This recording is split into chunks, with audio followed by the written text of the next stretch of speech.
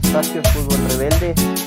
Qué bueno contar con ustedes en esta nueva edición, en este nuevo programa dentro de cuarentena. Eh, Qué bueno tener este espacio de nuevo, poder hablar del fútbol, de sus distintas aristas sociales, económicas y todo lo que implica este deporte, ¿no?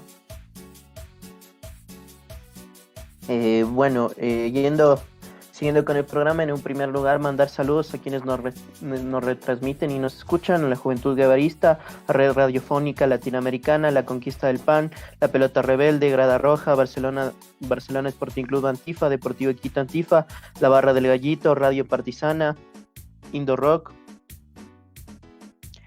eh, Consejo, la hinchada de Sociedad Deportiva Quito Antifascista, la Mafia Azulgrana y a todos quienes nos escuchan. Mandar un saludo a las hinchadas antifascistas de América Latina y a continuación les doy la palabra a mis compañeros para que puedan seguir saludando. Doctor Román. Hola, hola, ¿qué tal? Buenas noches con todos. Nuevamente, como todos los miércoles, estamos en el programa 12 de cuarentena. Como siempre hemos mencionado, estamos al aire gracias a ustedes. Vamos al 12º programa, eso ha sido gracias a ustedes.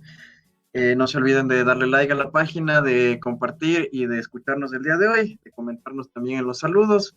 Un saludo también a la Pelota No Se Mancha, que nos están haciendo el aguante. Y un saludo también a la mesa. Qué bacán poder estar con todos ustedes. Le cedo la palabra a Marcelín.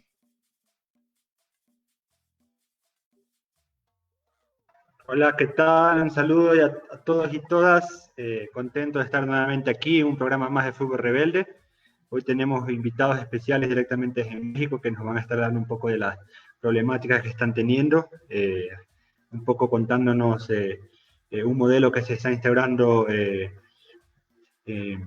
esas coordenadas, ¿no? Y que muy probablemente se podría aplicar también aquí en Ecuador, como en otras partes del continente y del mundo, un poco para finalmente deshacerse de los hinchas, ¿no? Ya saben, compartan nuestras publicaciones, pónganle like a la página y bienvenidos y bienvenidas. Le paso la palabra al compañero, al infantable, al incorregible señor Espoli.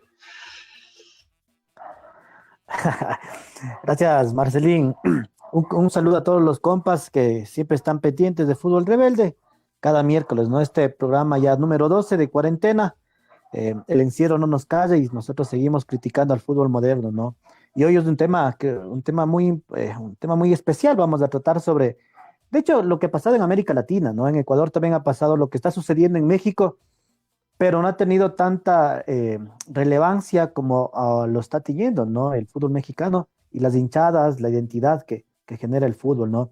Porque hay que pensar bien al fútbol como ese campo simbólico en donde se dan muchas luchas, muchas relaciones de poder, y una de esas es la cuestión económica, ¿no? Eh, ya un poquito vamos a hablar sobre eso.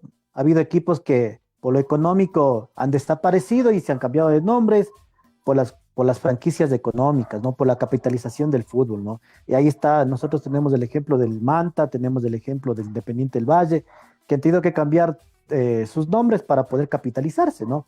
Pero eso, ¿qué presupone después? Entonces vamos a hablar un poquito eso del fútbol mexicano, y un saludo también para las hinchas antifascistas y para los compañeros de la mesa. Rosalía, ¿qué tal? Hola, buenas noches con todos y todas. Un programa más aquí de Fútbol Rebelde. Gracias por la invitación nuevamente, aunque un poco enferma, pero aquí en el aguante, en este programa. Un saludo igual a las hinchadas antifascistas, a la gente que nos está viendo desde la provincia de Imbabura, a Gaby, Anita Arias. También saludos para todos los panitas que están conectados. También vamos a hablar un poquito en este programa sobre lo que es el regreso medio incierto de la Liga Femenina aquí en el Ecuador. Y pues esperamos que sea un programa súper divertido. Bienvenidos a los compas de México y saludos para todos y aguante el fútbol rebelde. Pero Rosalía, el chuchaqui no es de enfermedad. No, ¿Cómo no. es eso?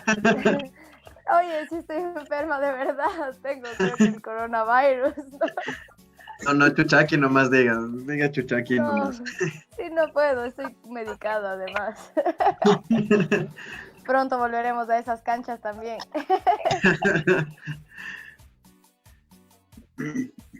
¿Cómo les va, compañeros? Buenas noches. Aquí saludos desde Argentina. Qué gusto verles, qué gusto estar aquí con todo el público que nos sigue. Esperemos que sea un programa ameno, que planteemos unos temas que a la gente y a nuestros espectadores hagan reflexionar y contribuyan a la lucha a la que siempre hemos estado apegados, ¿no? Continúe ahí, doctor Pato, para hablar con los compas de México. Un saludo. Bueno, gracias. No sé si aún queda algún compa de los nuestros por saludar. No, Ya están bueno, todos ya. ya, esa No es. creo, Bueno, creo que es el Master el que está por ahí. Control Master y Josecín, que se puso la máscara hoy, pero que nos sigue en los comentarios, está ahí presente, que también le Bueno, mandamos primero- un saludo. Pancho Silva me escribió en privado, me dice que diga unas palabras. Lamentablemente no pudo llegar, se olvidó que el toque de queda era a las 9 y se quedó atrapado en Amaguaña. Entonces va a dormir ahí, va a buscar dónde dormir, pero nos manda saludos y abrazos a todos, ¿no? Esperemos no le pase nada. Pero el Digamos- Pancho Silva no llega a la casa desde el mural.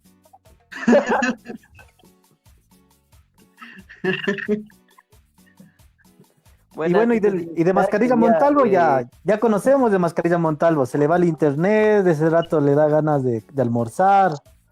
Entonces ahora ya es el teletrabajo, ¿no? La teleexplotación. Entonces hoy, bueno, pues saludos para el señor Montalvo, el terrorista Montalvo. Sí. Bueno, antes de Siempre empezar, quería recordar una publicidad que nos mandó nuestra compañera desde Ibarra al emprendimiento Sista y Maizara. Sista y Maizara prepara comida y es uno de esos emprendimientos que hay que apoyar a partir de lo que está pasando en la actualidad de nuestro país. Hay muchos negocios que están en un mal momento y es necesario poner el hombro en eso. Antes de saludar a los compas de México, quería como que hacerles una primera pregunta, haciendo como una introducción tomando en cuenta lo que ha pasado hasta ahora, ¿no? En ese punto, mencionar que aquí en el Ecuador, a partir de la venta de los derechos de televisión a los canales públicos, después la venta de esos derechos, de esos mismos derechos de televisión en conjunto a una cadena de televisión privada, entre medio de eso el FIFA Gate y un presidente de la federación preso, se siguen procesos legales que impiden que la federación pueda vender derechos de televisión. Se separa la liga profesional de la Federación Ecuatoriana para poder vender los derechos de televisión a una cablera, a una empresa de televisión privada, no de aire, y a partir de ese momento en nuestro país se puede decir que el fútbol se le fue de las manos a los hinchas, a los socios. A los compas de México, preguntarles en qué momento sienten ustedes que en México el fútbol se le fue de las manos a los hinchas o a los socios, o es que aún no se les va de las manos, existe aún esperanzas. ¿Qué piensan al respecto, compas?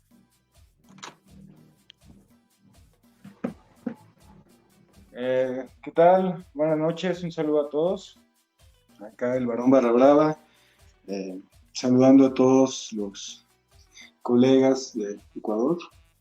Y bueno, pues por acá, ¿desde cuándo se nos fue de las manos? Siempre, nunca estuvo en nuestras manos. El fútbol en México no es de los hinchas, es de la gente de pantalón largo, y de hecho ahorita lo estamos viendo más descarado, pero la realidad es que el fútbol nunca ha sido del pueblo. Y más ahora también, igual, buena noche, del barrio a la cancha. Ahora es más evidente, se hacen cambios de nombre, se hacen cambios de franquicia, se va a eliminar el ascenso, se va a crear una supuesta liga de desarrollo, existe la multipropiedad. La selección mexicana también tiene contratos con marcas que la obligan a ir a jugar partidos que solamente llenan estadios y ayudan a la mercadotecnia y el fútbol neoliberal, ¿no? O sea, realmente la selección mexicana es la mayor prostituta de la federación. Aquí en México puedo decirte que al año, ¿cuántos partidos se verán? 12 partidos de la selección. No vemos ni uno, todos se los llevan a Estados Unidos. No hay ninguno que, más que cuando son los de eliminatoria, los ponen aquí. Todos los demás amistosos, torneos, siempre va a ser en Estados Unidos porque es el mercado donde deja más dinero la selección.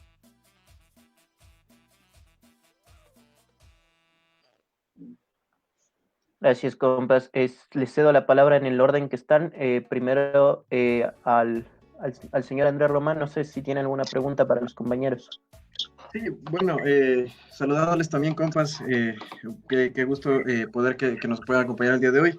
Sí, o sea, lo que mencionan y más o menos lo que sucede en la Liga MX creo que es digamos, lo que quisieran hacer en nuestros países, o sea, es el intento por modernizar, digámoslo, entre comillas, del fútbol, ¿no? O sea, el que esté atado netamente a los derechos de televisión, el que se creen equipos franquicias, inclusive los descensos de los que se hablaba, ¿no? O sea, aquí también, bueno, por el efecto de la pandemia y todo, se dice que no va a haber descensos este año. Bueno, todavía lo van a analizar, creo que es el 22 o el 24, si no estima que el Consejo de Presidentes de la Liga Pro se reúne para decidir qué mismo con esto, pero claro, o sea, es preocupante porque lo que pasa en la Liga MX, que medianamente hemos tenido conocimiento por el caso del Morelia de México, pero pasa, o sea, nosotros tenemos aquí equipos como el Independiente, como el mismo Manta que habla del Doguespoli, ¿no? Entonces es preocupante y creo que como Fútbol Rebelde nosotros siempre hemos enfatizado en la crítica al fútbol moderno y a esta, digamos, mercantilización de los equipos, ¿no? No sé qué opina ahí el Doguespoli. Bueno, gracias, doctor Román. Y sí, no, la cuestión en México, mientras conversábamos de extra micrófonos y antes para ponernos en contacto, la verdad que preocupante bastante lo que sucedía con Morelia, ¿no? Entonces, para nosotros fue como el caso que paradigmático de lo que estaba sucediendo de un equipo en donde las franquicias se los llevaban de la ciudad, le quitaban los colores, le quitaban el nombre, y como me decían allá los compañeros de México, o sea, solo faltaba que se lleven la hinchada, y se llevaron sin pensar en la historia, ¿no? Sin pensar en estos lazos de afectividad que construye el fútbol, porque las barras construyen lazos de afectividad, ¿no?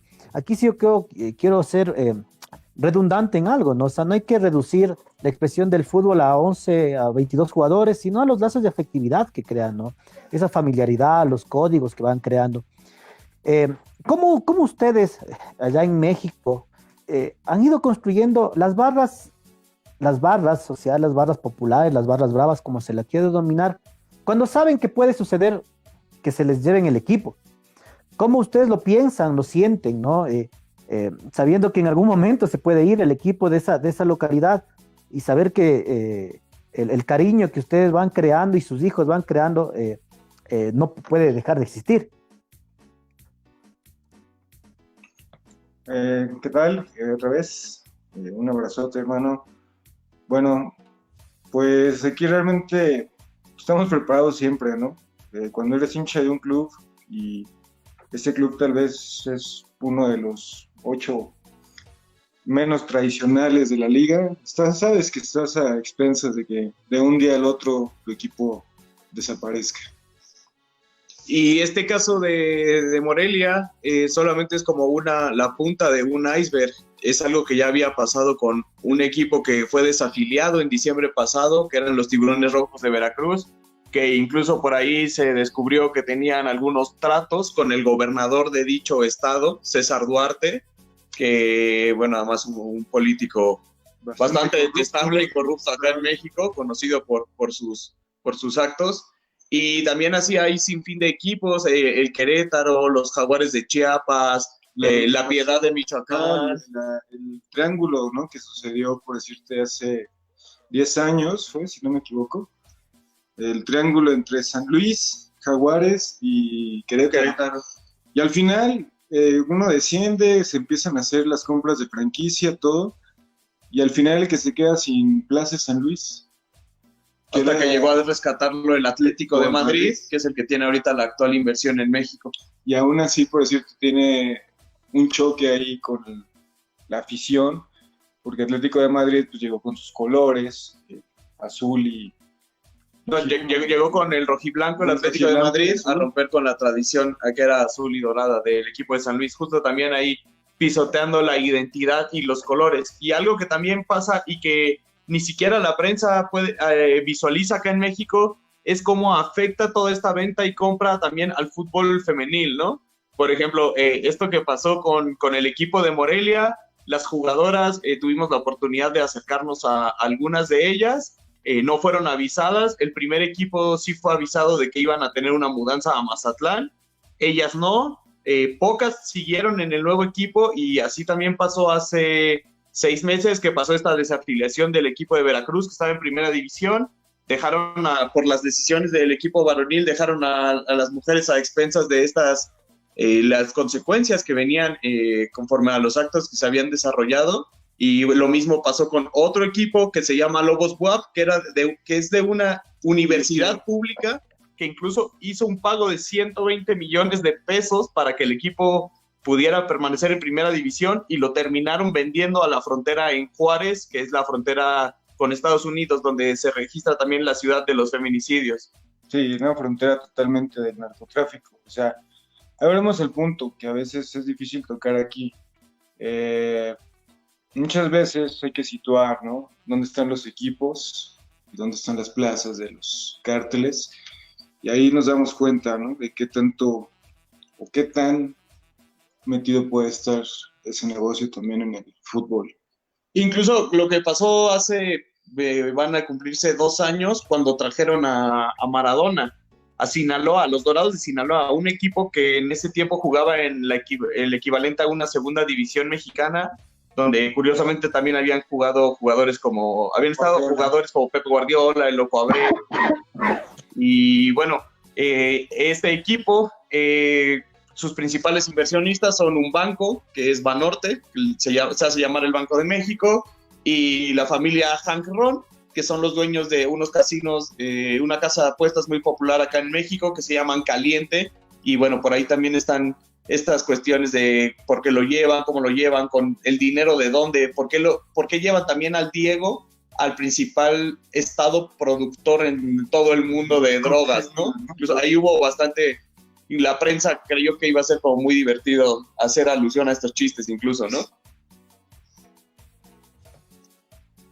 Gracias, compas. Les cedo la palabra a Marcelo y a Guarnilla, si pueden hacer sus preguntas que quisieran decirles a los compas. Yo quería, bueno, compañeros, o sea, entendemos, y un poco es también lo que medio se alcanza a ver y sospechar sobre el fútbol mexicano desde aquí. Por una parte, quería que me confirmen si pareciera que el fútbol está pasando de ser un negocio de la televisión y televisivo y de las cadenas de televisivas de allá, a ser un negocio que lave el dinero del narcotráfico. Y por otro lado, ¿cuáles son las acciones que ustedes como hinchada o ustedes como gente que gusta del fútbol están tomando frente a estas situaciones? Bueno, la primera respuesta sobre el lavado, claro que hay dinero del narcotráfico en los equipos. No te podemos decir que está de forma así tan abierta, pero es evidente, ¿no? Cuando te digo, tú ves el mapa y ves dónde están ciertos equipos y qué cártel se sitúa en esa ciudad, es evidente, ¿no?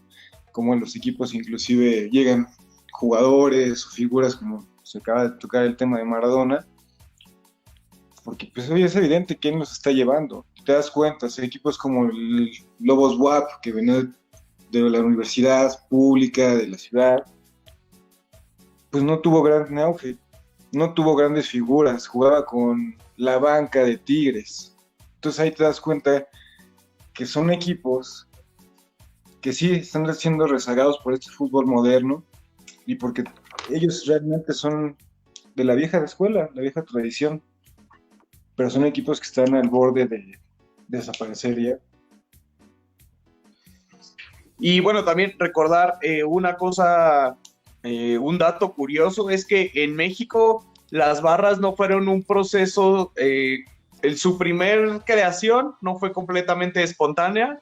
Las barras acá se trajeron por parte de una directiva que ellos no son culpables. Muchas veces la prensa acá en México los culpa de la violencia y de que este monstruo llega a México, pero No. bueno, eso es falso también, es una falacia, pero realmente es algo que se viene a instaurar porque se vieron los modelos sudamericanos y centroamericanos y se quisieron emular, diciendo, si aquí hay tanta pasión, ¿por qué no hacemos que converja en un solo punto donde se tenga todo lo que llamamos el colorido, el aguante, todas estas palabras asociadas a la popular, ¿no?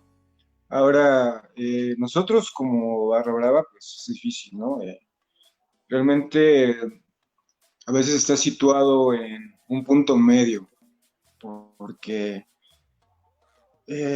directivos y policía tienen ya acuerdos, y tú como hincha ya no tienes la voz, ya no puedes hacer nada. Como les dije al principio, realmente el fútbol aquí en México nunca fue de nosotros. Nosotros es poco lo que podemos llegar a hacer.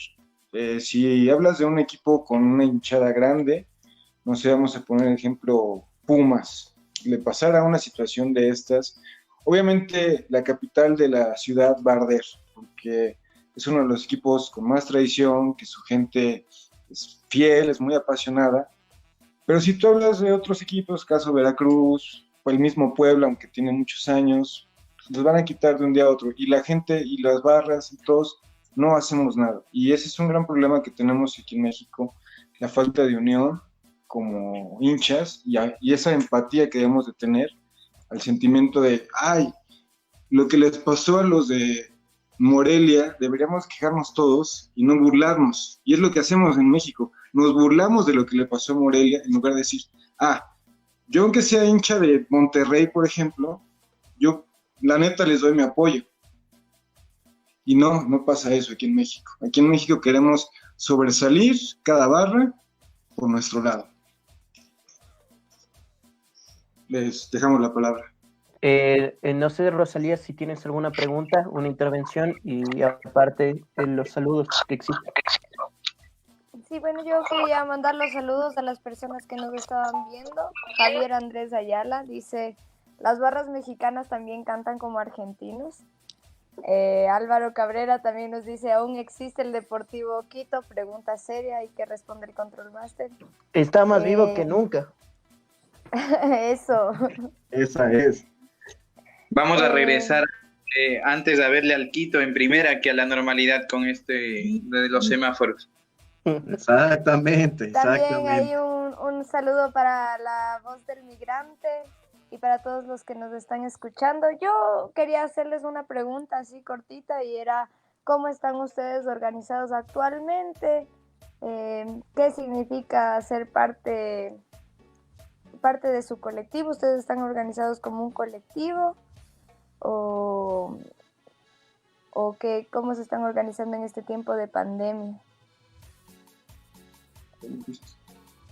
Bueno, hola, ¿qué tal, Rosalía? No, realmente nosotros somos simplemente una página que se dedica a dar información sobre las barras, lo que pasa en México, el movimiento. Sí, claro, algunos de los administradores manejamos la línea antifascista, tenemos contacto con grupos antifascistas de otras barras, pero aquí en México no hay como tal una unión, como decía antes. En México no tenemos como un gremio de barras en donde los líderes hablen, como ha sucedido en Argentina, ¿no? Cuando se hizo lo de la selección, ¿te acuerdas que varias barras se llegaron a juntar y todo? Aquí en México sí, también cantamos como argentinos, sí, tienen razón la pregunta y sí, la confirmamos. Y aquí en México también copiamos todo lo que pasa en Argentina. Y allí primero había muchas amistades, eso estaba pasando en Argentina, ¿no? Y después ya fue como la 12, amigos de nadie. Y ahora todas las barras son amigos de nadie, por ahí nada más quitamos como ritual y un par de uniones y alianzas que hay. Pero lo mismo, copiamos eso, y al estar haciendo eso, estamos partiéndonos. Y partiendo la madre a este movimiento también. Listo. Por ahí una pregunta que me surge de lo que hemos podido hablar hasta ahora es cómo es el tema este de los descensos, los ascensos? ¿Cómo adquieres una franquicia? ¿De qué se trata? ¿Cómo va la cosa? Si yo quiero tener un equipo en primera, ¿tengo que hacer el proceso de ir por todas las categorías o cómo es eso? Si quieres tener un equipo de fútbol, tienes que ser uno de los empresarios que sale en la revista Forbes como el 1% que tiene toda la riqueza, el 50% de toda la riqueza de México y que controla la telefonía o que controla una televisora, básicamente. O sea, con que tú tengas realmente el poder económico y adquisitivo para el equipo, tú puedes llegar. Si yo, aunque no soy mexicano, quiero llegar y poner el Deportivo Quito Mexa, ¿no? Y lo puedes poner, o sea, y no hay bronca. Cualquiera con dinero puede llegar aquí, comprar un equipo y, como te digo, si no eres de los 8 principales, por así decirlo, con facilidad puedes agarrar una plaza buena y de muy buena vista, ¿no? De ciudad. Sí, playita inclusive. Que ahí hay algo muy curioso también, porque ya es una pelea, igual como pasó del tiempo de la televisión ahora a los medios, a las redes sociales, también se están partiendo y a la televisión de paga, que la televisión de paga fue algo que también impulsó mucho pues los primeros brotes, como los puntos álgidos del barrismo acá en México, cuando llegó Fox Sports, cuando llegó la televisión de paga. Y justamente hay dos grupos que se señalan mucho, también va a responder un poco la pregunta del ascenso. Los principales que están, justo hubo una votación, hay una asamblea de dueños, en la cual, pues obviamente se hace democráticamente, y ellos deciden si va a haber ascenso, si no va a haber ascenso, cuántos equipos se van, cuántos suben, qué franquicias pueden comprar, incluso hay bloqueos. En el caso de Morelia, un equipo de exjugadores, entre los que figuran el chileno Juan Carlos Vera, el Fantasma Figueroa, el mismo Federico Vilar, el argentino, quisieron hacer una asociación para llevar una franquicia al estado y les dijeron que no era posible y los bloquearon, y ahora resulta que en las noticias se maneja que el gobernador donde juega del estado, Morelia es la capital, el estado es Michoacán, ya tiene tratos con otro empresario de nombre más grande y que quiere llevar ahí la franquicia.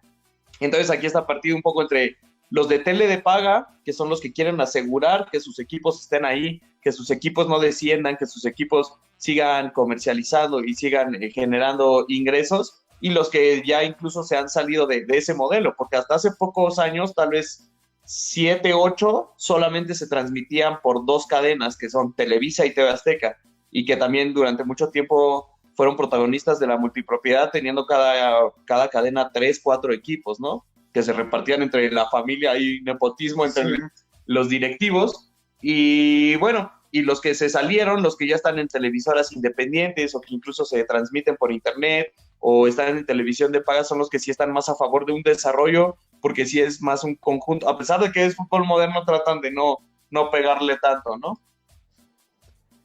Ya, otra pregunta que por ahí nos surge es este tema de por qué salieron los equipos mexicanos de las competencias Conmebol y si esto tiene relación con los proyectos de unir la Liga MX con la MLS. ¿Cómo es este asunto? Sí, totalmente cierto. O sea, México, nosotros como aficionados, puedo decirte, y muchos equipos, jugadores, pues tenemos esa molestia de por qué se decidió salir de Copa Libertadores. Para nosotros era, como hincha y como barra brava, era, wow, era una fiesta y algo espectacular. Y aunque tu equipo no estuviera como tal en el torneo, era algo que apreciábamos, ¿no? Porque decías, bueno, igual, no sé, iba a venir la Garra Blanca, ¿no? O los borrachos del tablón. Los borrachos del tablón, los cruzados. O sea, sabías que ibas a tener relación y podías ver a las barras sudamericanas y bueno, hay amistades que se tienen ahí, ¿no? Pero eso sí es claro y es un hecho que tiene que ver con el proyecto que la familia del Capo Mayor en estos momentos que manejan Atlas y Santos, tienen un proyecto ya ahí muy definido de cómo van a llevar la liga con la MLS. Sí, bueno, México lo que se da a conocer, lo que al público, la teoría, es que nosotros salimos de las competiciones de CONMEBOL, llámese Copa Libertadores y Copa América, en general, en primera, por la Conca Champions, que es la Copa, pues, como la Libertadores chafa de acá, de CONCACAF, y bueno, y también porque México pues juega la Copa América, ¿no? Y bueno, ahí dijeron que los equipos mexicanos, si estuvieran en Libertadores, tendrían que jugar 40 partidos en 30 días, que era algo imposible, un desgaste innecesario, que la selección pues tampoco estaba bien que nosotros lleváramos una selección B a la Copa América cuando podíamos jugar contra equipos pues que tienen muchísimo mayor tradición futbolera y mejor posición en FIFA que Bermuda, San Kitts y Nevis, San Vicente y las Granadinas, ¿no? Equipos que pueden ayudar al crecimiento de México. Incluso por ahí se manejó un rumor hace muchos años de que así como le pasó a Australia, la primera oferta fue a México, que Australia lo que hace, estaba harta de jugar en Oceanía y de siempre jugar su medio boleto de repechaje para ir a un mundial, se va a la Confederación Asiática y les dice como, bueno, yo me quiero medir con tus equipos japoneses, chinos, mongoles, de todos lados, ¿no? Ajá. Sirios, palestinos. Y ya total que le dicen, bueno, pero te tienes que clasificar con nosotros. Por ahí está el rumor de que alguna vez México dijo, oye, a mí tampoco, porque también se decía que México nunca podía ganar la Libertadores porque CONMEBOL nos la bloqueaba, ¿no? Desde Cruz Azul contra Boca Juniors en la Bombonera en el 99, Pumas una sudamericana contra Boca en 2005 también en la Bombonera, Tigres contra River, de regreso 3-0 en el Monumental, Chivas lo pierde con Internacional 1-0 allá en Porto Alegre. Entonces ahí hay como muchas cuestiones y sí es un hecho porque al momento también de que México cancela el ascenso, hay que recordar que la MLS y la Liga de Canadá, la primera división, ninguna de ellas tampoco tiene ascenso. Y hay sobre la mesa una propuesta de que se cree una liga o una copa norteamericana, que esto fortalecería también los lazos de cara hacia lo que sería la organización compartida del Mundial 2026, en el cual estos mismos países van a ser la sede y van a recibir la Copa del Mundo. Y bueno, todo esto orquestado entre el presidente de la federación, el señor Enrique Bonilla, y como lo decía acá el varón Barra Brava, una familia que se llama Irraragorri, que son parte de una de las cerveceras más grandes acá también, de la Modelo, la Cuauhtémoc Moctezuma, y bueno, ellos son también de los principales inversores, y por ahí seguramente si nos pusiéramos más quisquillosos o con más tiempo, podríamos hilarlo incluso a las votaciones y a los derechos de transmisión que se venden para los mundiales. No olvidar que Televisa los tiene Televisa, esta empresa mexicana, los tiene desde 1990 con una empresa fantasma en Suiza o Austria, ahora no recuerdo, que tiene registrados a 6 colaboradores, que se llama Montgomery Group, una cosa así, y ellos lo distribuyen a los demás países y los venden para recuperar y todavía generar ganancias. Gracias. Compa, una pregunta, bueno, más que una pregunta, nos gustaría, desde la producción y desde los espectadores nos preguntan que por qué tienen apagada la cámara. Quisiera que si ustedes pueden contarnos de por qué de esta razón y qué tanto habla de eso, de cómo están las cosas en México. Bueno, tenemos apagada la cámara porque volvemos al mismo tema. En México hay una gran división entre las barras, no hay una amistad, no hay una colaboración, no hay una empatía de sentimiento. Nosotros, muchos de los líderes y muchas barras nos conocen, pero no podemos exponernos porque lamentablemente a veces dicen, es que ese güey paraba en tal bar, ese güey fue de tal bar y tenemos conflictos. Aún nada de eso, pues también todo lo que nos estamos diciendo, pues no es un tema que salga así como si nada en cualquier medio de comunicación. O sea, lo sacarán uno o dos, pero no tiene mayor revuelo. Y realmente pocas veces se atreven a hablarte de, sí hay un narcotráfico en el fútbol mexicano, sí hay una corrupción total en la FIFA y en la Confederación. Entonces, por eso también nosotros tenemos que guardar nuestra identidad. Y también porque trabajamos para un par de proyectos que ahí también lo requieren. Y pues no podemos estar ahí exponiendo la cara, ¿no? En estos momentos.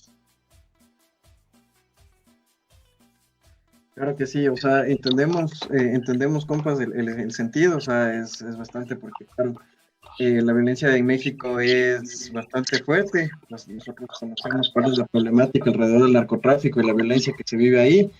Y claro, o sea, ustedes han mencionado equipos que, digamos, desde afuera se ve como que sí, o sea, el caso de los Dorados de Sinaloa, por ejemplo, que misteriosamente convocaron a Diego Armando Maradona en el 2018, eh, que está financiado por el Grupo Caliente, que asimismo es dueño, si no estoy mal, ahí me corrigen, del Xolos de Tijuana, donde alguna vez jugaron Fidel Martínez, Eric Castillo, que también era exjugador de Barcelona, donde ahorita está Miller Bolaños.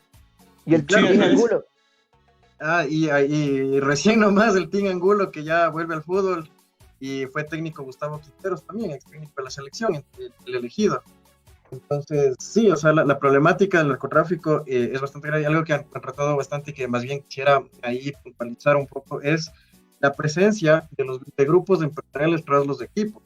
Tenemos, por ejemplo, el Grupo Televisa con el América, el Grupo Caliente que ustedes mencionaron con Dorados Sinaloa y el Xolos de Tijuana. No sé si me corrigen también, el Tigres pertenece a algún grupo, porque tengo entendido que también es un grupo que financia, y por eso tiene como Eduardo Vargas, como el francés Gignac, por ejemplo. De hecho, Tigres ahí tiene una situación curiosa. Bueno, están con Sinergia, que son los de la cementera Toteca, cementera Cemex, que si no me equivoco es la cementera más grande en América Latina, la segunda, y a nivel mundial como tercera. Y hay algo curioso porque hace poco ahora no recuerdo el nombre, un periodista del Universal, un periódico acá en México, hace 2 semanas sacó que a los Tigres posiblemente les iban a levantar una investigación porque el equipo en su registro de jugadores tiene 280, pero a todos los tiene en préstamo girando por distintos equipos para poder estar también moviendo ahí un poco de dinero. Así es, Tigres está con FEMSA, Rayados con BBVA. No, Rayados es FEMSA y Tigres es Sinergia. Luego está el de Santos y Atlas. Orley Sports, que son los de la cerveza Modelo. Son los capos del Padrino. Sí. En la película del Padrino de esa familia, son los que están moviendo ahorita prácticamente todo en la liga. Las 2 televisoras, Televisa con su Eterno América, TV Azteca haciéndose un poco con equipos chicos, pero con narraciones un poco más divertidas de sus comentaristas. Pero todos son grupos. Los equipos que realmente han estado... Los equipos chicos no han podido soportar. Algún tiempo jugó Indios de Juárez, un equipo que tampoco tenía una inversión de un grupo fuerte detrás, y se fue de acá, ¿no? Muchos equipos que no lo han logrado, a pesar de que contaban con muchas capacidades para lograrlo. Claro que sí. Yo tengo una inquietud que me surge escuchándoles todo esto, ¿no? ¿Cuál es el negocio en el fútbol mexicano? A ver, aquí en Ecuador los equipos intentan vender jugadores, pero en México no hay esa venta de jugadores. Es más, hay mucha compra de jugadores. Hay un dato que es tenaz, ¿no? Y que en el Guadalajara se manejan casi $300 millones por estas inversiones que se van dando, etcétera. Entonces el jugador también no tiene aquí como un bien, ¿no? Que se le podría tratar aquí en el Ecuador. ¿Cuál es el negocio en el fútbol mexicano? Por un lado. Y lo otro, en torno al fútbol mexicano, algo pasó aquí el año anterior con Independiente del Valle, porque el Independiente del Valle también ya tiene otra franquicia, que me parece que es, ¿cómo se llama el equipo, Don Román, de Esmeraldas, que compró el Independiente del Valle? Chuta, se me escapa. Independiente Junior creo que es, ¿no? No me acuerdo. Sí. No es de Esmeraldas, pero es de Cotopaxi, le compró la alianza de Cotopaxi. Sí, le compra, y cuando, claro, este equipo creo que quedó segundo para subir de categoría, no pudo subir.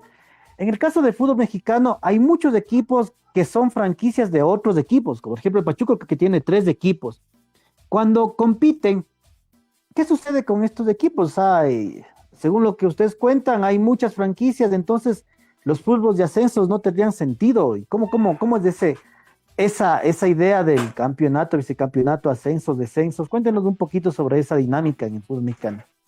Bueno, sobre ese tema es bien complejo, ¿no? La verdad es que sí, como dices, hay equipos que tenían su franquicia, un ejemplo, Pumas, ¿no? Tenía Pumas Morelos, que estaba como a 2 horas de la capital, y estaba jugando en la Liga de Ascenso, pero pues así como eso te ibas y bueno, estaba el universitario y en tercera división con jugadores de la universidad como tal, ¿no?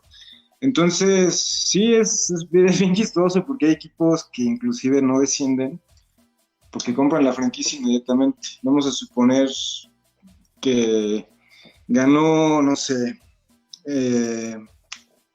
quien te gustó, Orizaba, gana el campeonato de segunda división, ¿no? Bueno, aquí Liga de Ascenso. Y en ese día, bueno, en ese torneo desciende, vamos a ponerle uno de estos Puebla. 8 que decimos, ¿no? Bueno, el Puebla, que también puede llegar a ser. Puebla, Santos, algo así. Ellos pueden comprar inmediatamente al Orizaba y cambiarse el nombre a... Solo transferirlo y es algo que hizo Veracruz. En lugar de llamarse oficialmente Tiburones Rojos de Veracruz, ahora eran los Tiburones de Veracruz y abajo decía Rojos. Y solo le cambiaron ahí unos diseños al logo y solo traspasaron papeles de un equipo para otro. Así de sencillo. Y pues justo también lo que decía acá el varón es que precisamente los equipos se replican. Los equipos que están mucho tiempo y todavía hasta ahora lo tratan de esconder, pero es algo que todos sabemos. Los equipos de primera división tienen sus semilleros en el ascenso, tienen otros equipos después que tienen como a sub-23, sub-21 en la segunda división, en la tercera división tienen a la sub-17, y así solamente se replican los modelos grandes que pueden sostener precisamente todas las categorías y justo también lo justifican desde la formación, pero bueno, las fuerzas básicas en México también son otro tema grande de qué hablar. Y el negocio realmente está en el marketing, la compra de cerveza, la compra de playeras, la compra de abonos, de entradas, la reventa. Las mismas directivas, con la reventa. Sí, claro. Tienen ahí negocios. O sea, en México el negocio, ¿cuál es? El marketing. Somos, yo creo que una de las aficiones más consumistas, más consumidores de todas. O sea, justo se manejaba, México estuvo a punto de no ir a Rusia 2018, ahí algo fatídico, nos terminó salvando Estados Unidos, bueno, episodio para olvidar también, y se comentaba que los que iban a perder más en el Mundial, si no iba a México, eran Coca-Cola y la cerveza Corona, porque éramos los principales consumidores tanto a nivel nacional como los que viajaban a las sedes de estas dos bebidas. O sea, también eso, ¿no? Te puedes dar cuenta en los mundiales, sí, siempre ahí están los mexicanos y sí, somos de las aficiones que más van, pero a sacar puro pedo, a empedar nada más y a echar la chela, ni siquiera a reforzar estereotipos. Reforzar el estereotipo del mexicano violento, borracho y agresivo. Con sombrero. Con sombrero, y sí, así llegan. Bueno, y con por acá el compañero del barrio también estuvo en Rusia y pues, él confirma que pues así son las cosas, o sea, nada más va el mexicano a cumplir el estereotipo que tiene el mundo de nosotros, porque así somos. Lamentablemente somos una hinchada muy consumidora. Sí, y como afición creo que nosotros estamos en deuda con el fútbol. Si bien actualmente nuestro fútbol y quienes lo manejan están en deuda con nosotros como aficionados, creo que México también está en deuda por ser una de las aficiones que más se ha descuidado como tal, ¿no? Y que también ha permitido que incluso los medios hagan muchísimos señalamientos y que se criminalice, que se vandalice, que se hagan señalizaciones muchas veces simplemente por meros estereotipos.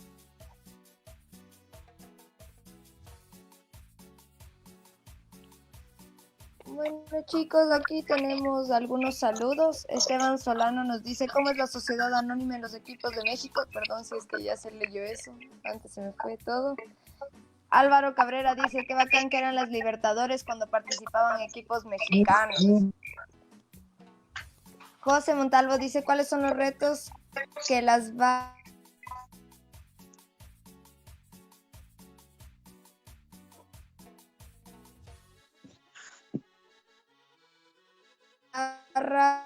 que hacen las barras para posicionarse como cualquier También Javier Andrés Ayala nos dice, México, ¿cuándo regresa a jugar la Copa América? ¿O ya se quedan en la Copa de Oro de largo? Y es Alba, dice, saludos desde Lanús Antifa, saludos panita. Acá está lejos de que vuelva el fútbol, se va a recrudecer la cuarentena, quizás para fin de año. La situación del COVID recién estaría llegando a su pico en 2 semanas. Hay un empresario argentino, Gavarni, que está detrás de muchos de esos equipos, incluso gerenciando a Defensa y Justicia de Argentina. No sé si tienen algo que decir alrededor de eso, compañeros de Fútbol Rebelde. Bueno, pues regresar a la Copa América sería increíble. Pero La no. verdad, yo de los partidos que no vi en vivo, porque ni siquiera había nacido, pero más recuerdo, es justo la final México-Argentina en aquella Copa América, o México-Colombia también por ahí del 2003, 2001, 2003.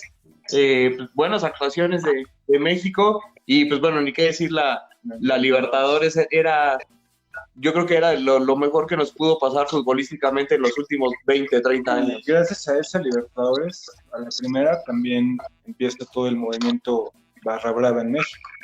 O sea, nosotros le debemos a la primera Libertadores el nacimiento de las principales barras, que fueron la Rebel, La Rebel de los Pumas, la Adicción de Monterrey, los Libres y Locos de Tigres la barra 51. y la 51 de Atlas. Todas nacieron el mismo año, 1998, cuando empezó la primera Libertadores. Pero no, ya no creo que regresemos. Sí, no, nos encantaría, pero se ve difícil. Realmente los negocios que pretenden y están manipulando para la selección y el fútbol mexicano, todo pinta hacia el norte.